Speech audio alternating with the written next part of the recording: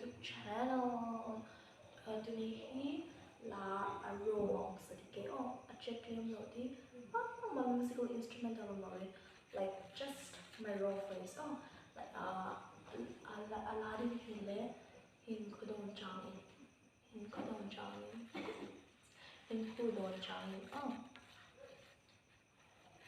wait, I need something to make a beat. Yeah, it's fine. 3,000 okay.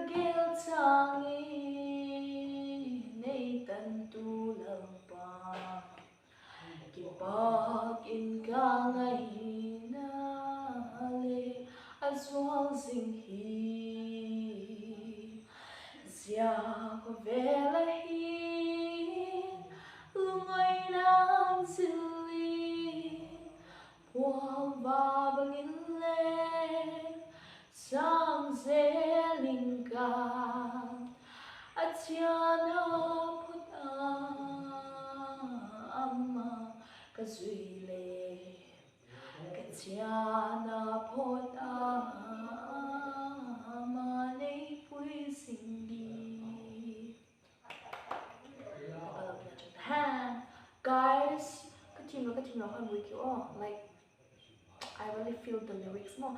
I love lyrics you could feel the so Allah thu ka zo Allah ka sa ka team kan with you lang Allah lyrics kan Allah kinai to ale I